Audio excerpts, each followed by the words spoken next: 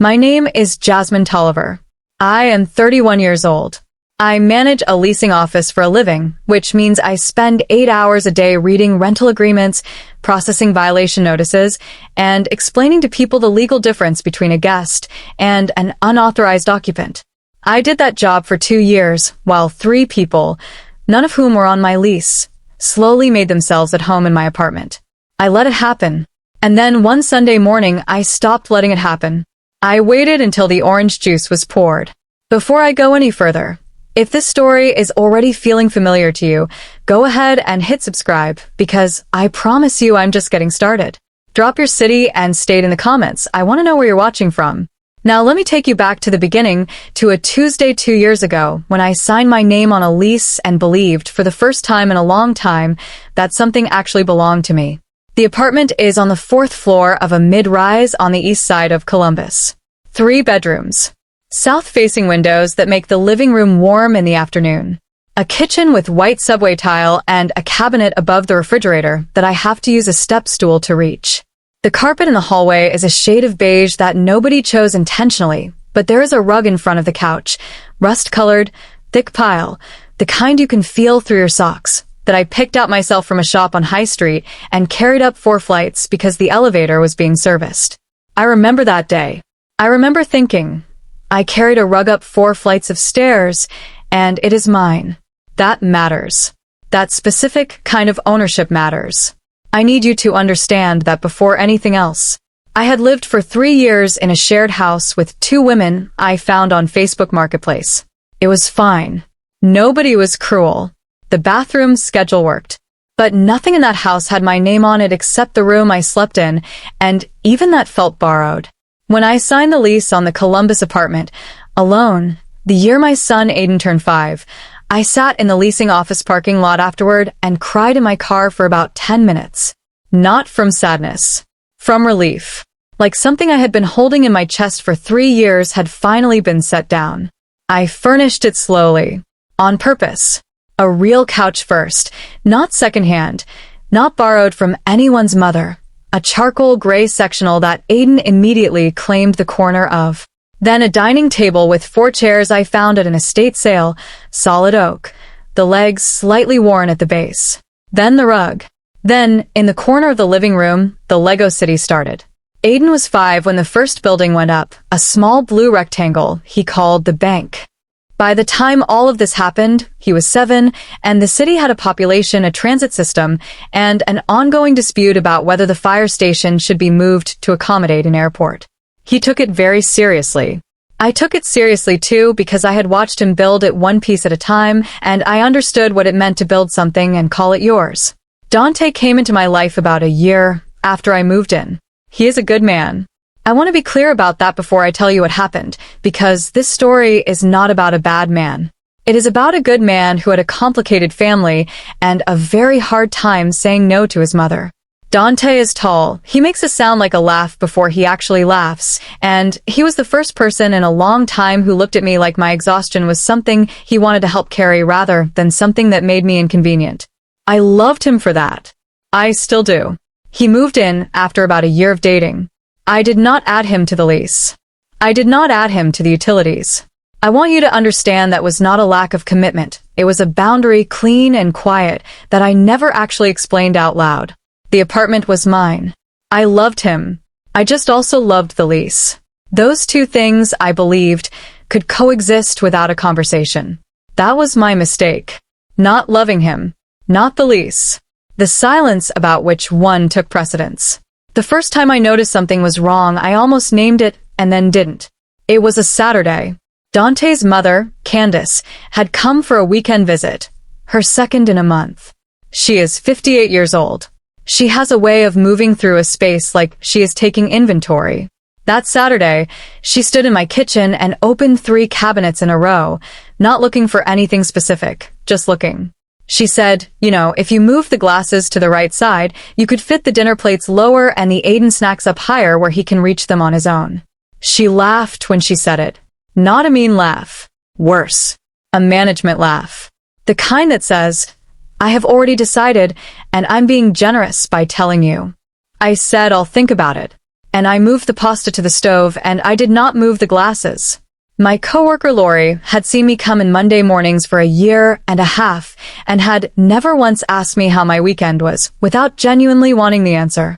She is mid-40s, has a coffee mug that says miracles happen daily that she uses without irony, and she processes more lease renewals per quarter than anyone else in the office. She is very good at her job.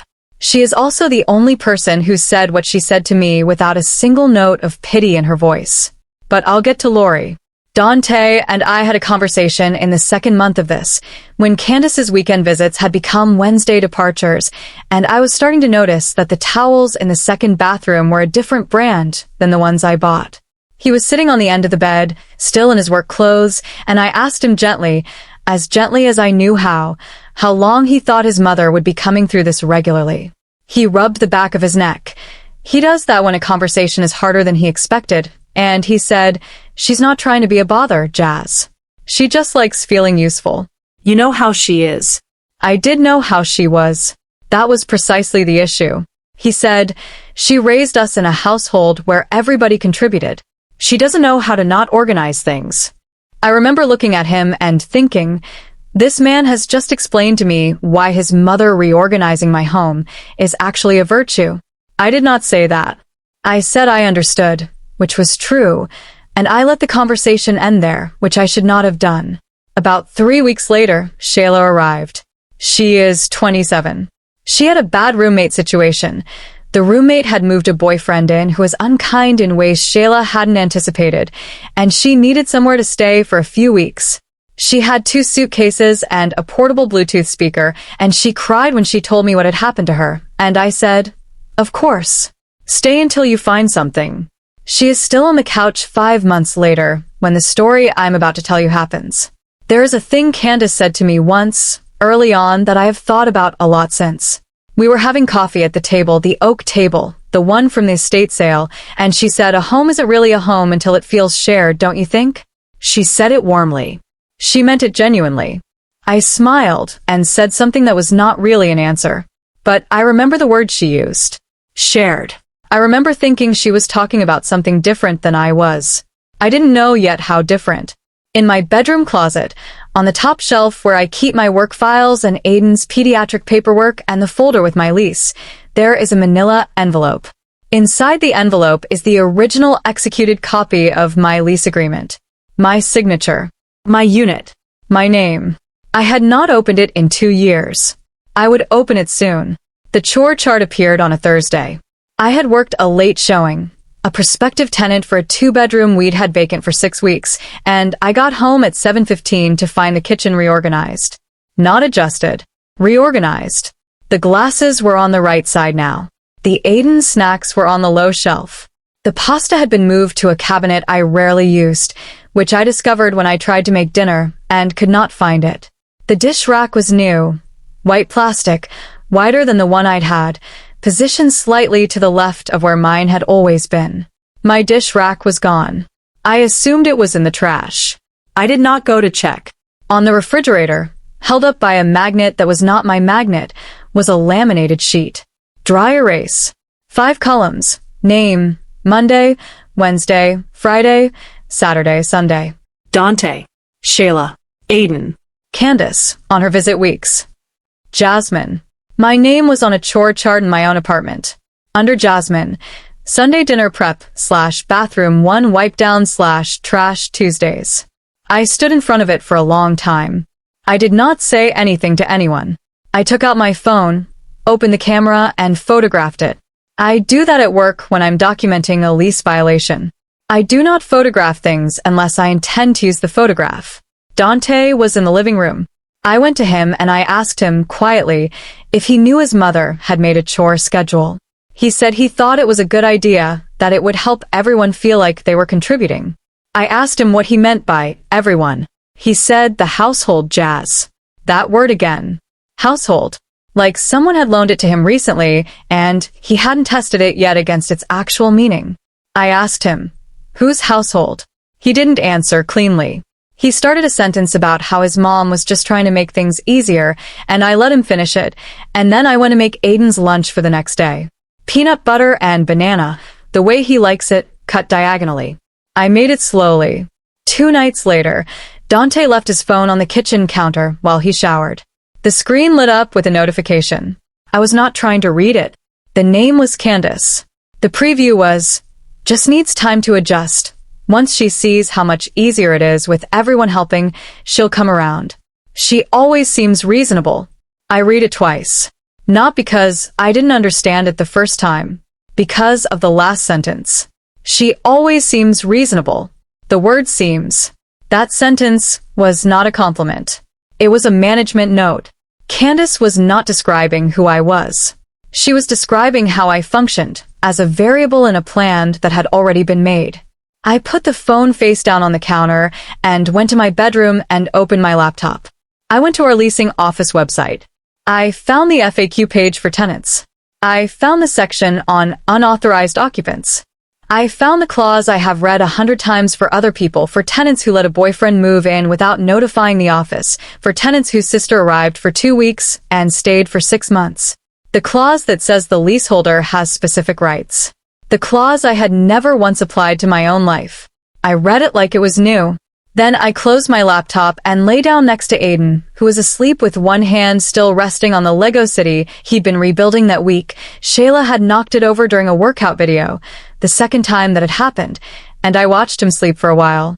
He had moved the city tighter to the wall both times. He had not complained.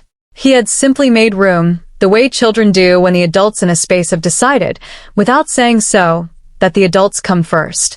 I was done making room. Let me ask you something. Have you ever been so used to advocating for other people that you forgot to advocate for yourself? Have you ever looked around at a situation and realized the reason you didn't act sooner was simply because you were too tired and too kind and too willing to believe that the people you loved were acting in good faith? Type the word lease in the comments if you've ever had to reclaim your own space, literally or figuratively.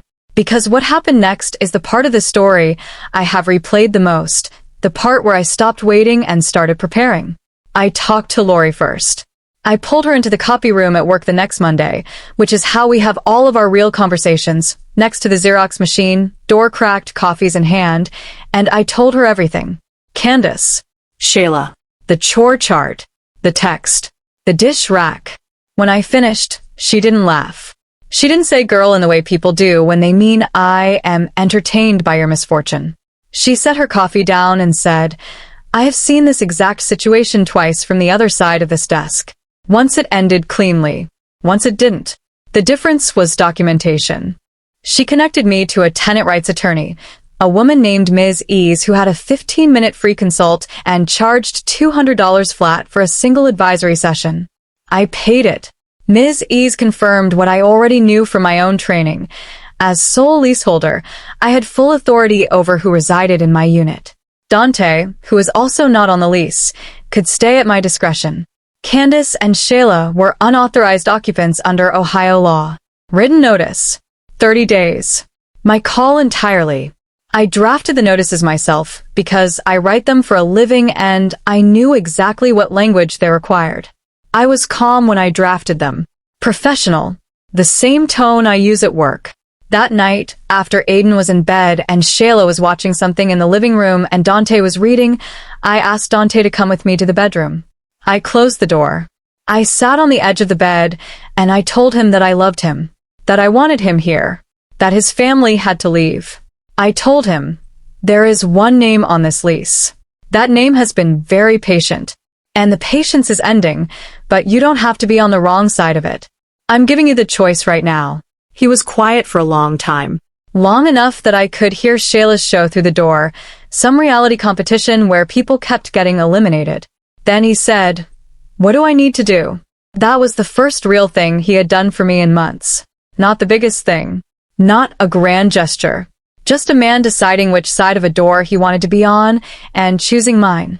There was one night, the Thursday before the Sunday, when everyone was asleep and I sat on the bathroom floor, the first bathroom mine with the eucalyptus hand soap I'd bought and the hook I'd installed myself, and I let myself feel the full weight of what this had cost.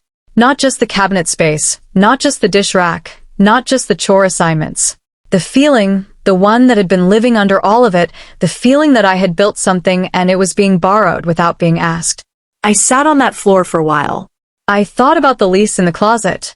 I thought about the afternoon I signed it, crying in a parking lot from the relief of something finally being mine. Then I got up. I washed my hands with the eucalyptus soap. I went to bed. There was nothing left to feel about it. There was only what I was going to do. Candace had planned a Sunday brunch. She had invited 2 women from her church, Ms. Dolores and a woman named Pat, who had a loud, sincere laugh and a handbag that cost more than my car payment. The invitation had been extended without asking me, which I noted without surprise. The menu had been decided without asking me, which I also noted. She had bought fresh orange juice and a bag of croissants from the French bakery on 5th. She had rearranged the dining chairs so there was a natural host seat, and it was not at the head I typically use. I did not cancel the brunch. I let her set the table. I got Aiden dressed in his good clothes, the navy polo, the khakis, and I made sure he ate breakfast before the guests arrived, because I did not want him hungry during what was going to happen. I had the 2 envelopes in my bag, each one clearly addressed. My name in the return corner. The notices I had drafted, reviewed by Ms. Ease, signed and dated. Ms. Dolores and Pat arrived at 11. There was the greeting at the door, the tour of the apartment that Candace gave, the moment where she gestured at the kitchen with a kind of pride that settled in my stomach like a stone. We sat down. Candace poured the orange juice. All 6 of us, around the oak table. The table from the estate sale. The one I'd carried up 4 flights in pieces. I waited until all the glasses were full. Then I sat down at the head of the table. I placed 2 envelopes next to the fruit bowl. Ms. Dolores looked at them. Pat looked at me. I said, "I'm so glad you both could come this morning." I wanted some people who know Candace well to be present for this conversation because I think it's important that what I have to say is said clearly and without any misunderstanding. Candace's hands, which had been moving toward the croissant basket, went still. I did not look at her. I looked at Ms. Dolores, who had the alert expression of a woman who has been in enough rooms to know when one is changed. "I manage a leasing office," I said. "I process lease agreements, tenant notices, and occupancy paperwork for a living. The apartment we are sitting in has 1 name on the lease. That name is mine. I have been the sole leaseholder here for 2 years. I slid the first envelope to the center of the table. "Candace, this is a written notice of unauthorized occupancy. You have been staying in this unit on an extended and ongoing basis without the leaseholder's authorization. This notice gives you 30 days to cease residency." The second envelope is for Shayla. The room was very quiet. Dante, who was sitting to my left, did not move. He had known this was coming. He looked at the table. Shayla, across from him, looked like she was calculating something. Candace's face went very still. Not blink still. The stillness of someone who has been interrupted mid-sentence and is deciding how to reroute. She said, "Jasmine has never been comfortable with Dante's family. I want Dolores and Pat to know that. She's never. I have fed Dante's family for 5 months," I said, "out of my grocery budget, without complaint, because I love Dante and I was willing to extend that to the people who matter to him." I looked at her then. "That is not the issue. The issue is..." I stood up. I walked to the wall beside the hallway door, where the decorative clock had been hanging since the 2nd week of Candace's visits. A round, white-faced clock with gold hands that I had not chosen and did not like, and had looked at every morning for 4 months. I lifted it off the nail. I carried it to the table and set it down in front of Candace, between her juice glass and the fruit bowl. "This is yours," I said. "You can take it when you go." Ms. Dolores made a sound, not words, just a sound. Low, involuntary, the kind of sound a person makes when something they were watching clarifies suddenly into something they understand. Pat had put down her croissant. Candace looked at the clock. Her jaw was set. Her eyes, when she raised them to me, had something in them I recognized from the leasing office, the specific expression of a person who has realized they misread the paperwork. I sat back down. "I would like to have brunch now," I said. "You're both welcome to stay, Ms. Dolores, Pat. The orange juice is very good." Shayla was gone within a week. She texted me 4 days after the brunch and said she had found a studio in Clintonville with a friend from her old job. She said she was sorry. She said it simply, without qualification, which I respected. I told her I was glad she found something, and I meant it. The couch, once she took her things, looked like a couch again instead of a temporary residence. Aiden immediately moved 3 Lego buildings into the space her corner had occupied. He called one of them a library. Candace took longer. 3 weeks, which I gave her because 30 days is 30 days, and I am not arbitrary about the notices I write. She left on a Tuesday, with Dante helping carry her bags. She took the clock. She took the white plastic dish rack. She did not say goodbye to me directly. She hugged Dante for a long time at the door, and she did not look at me on her way out. I accepted her silence as the best possible outcome. I have processed enough departures to know that the ones that leave quietly are the ones who understand what happened. The ones who don't understand make noise. 3 days after Candace left, I got a call from Ms. Dolores, whose number I had not given and who had apparently gotten mine from Dante. She asked if she could speak to me for a few minutes. I said yes. She told me she had known Candace for 22 years. She said, "Candace does this. She doesn't see it as doing something. She sees it as helping.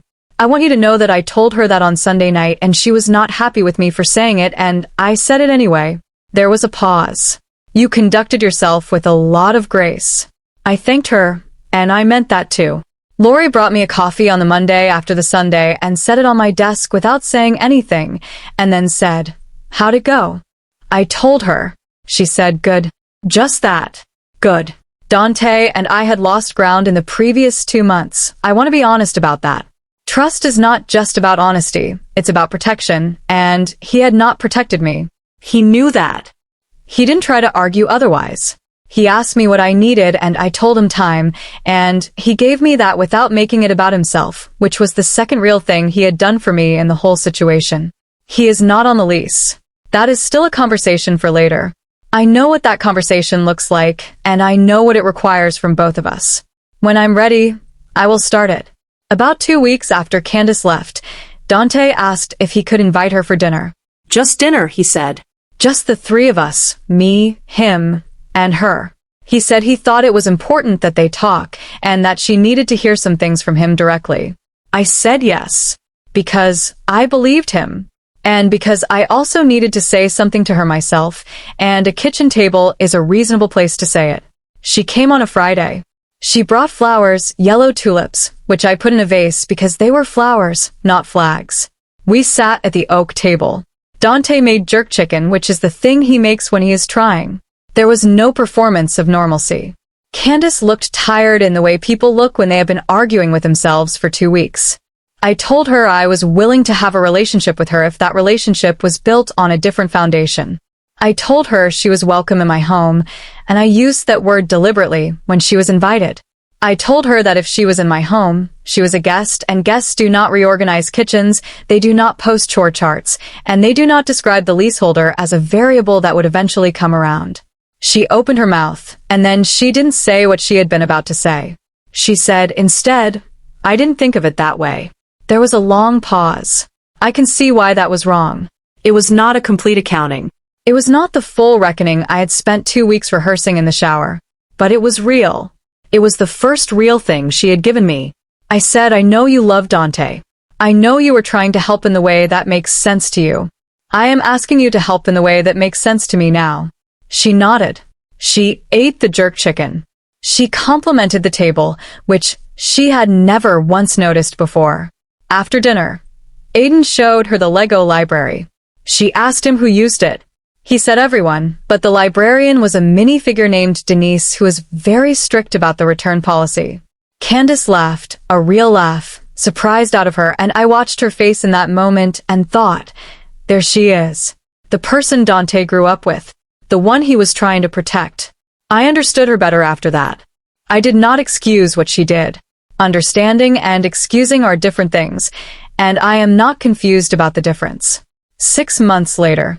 I am 31 years old, and I have the title Senior Leasing Operations Manager on my business cards now, which happened in April because I asked for it directly in a meeting with clear documentation of what the role actually required. Lori brought the Miracles mug to my office the day the promotion came through and left it on my desk. The apartment is the same apartment.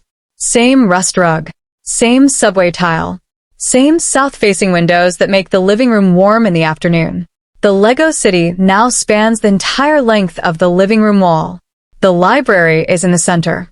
There is a city hall, an airport, a fire station, finally relocated to accommodate the airport after significant negotiation, and a residential district that Aiden says is under development. He has very specific zoning opinions for a 7-year-old. On the refrigerator, where the chore chart used to be, there is a drawing Aiden made last spring. A house, tall, slightly crooked, with 4 windows and a yellow door. 2 figures outside it. One tall, one small, both with very large smiles and arms shaped like parentheses, curved toward each other. He labeled them in his handwriting, Mama. Me. He did not draw the apartment. He drew us. I stood in the kitchen this morning, step stool out, reaching into the cabinet above the refrigerator, where I keep the good coffee. The cabinet with the glasses, I have never moved. The kitchen, I have never re-alphabetized. The apartment that has my name on the lease and no one else's, and that fact, quiet and unmovable, feels like the rug under my feet. Like something I chose and carried up 4 flights of stairs. Like something that is mine. I've been thinking a lot about what I would tell the version of myself who stood in front of that chore chart and took a photograph instead of taking it down. I think I would tell her, "You already knew. You have always known. The job didn't give you the knowledge. It confirmed what you already understood about what happens when someone confuses access for ownership. Here is what I know now that I did not name then. A home is not a democracy. It is not a household managed by whoever is most confident about the arrangements. It is a place with a leaseholder, and the leaseholder sets the terms. Not out of cruelty. Out of fact. I did not do this perfectly. I waited longer than I should have. I let my love for Dante translate into passivity I mistook for patience.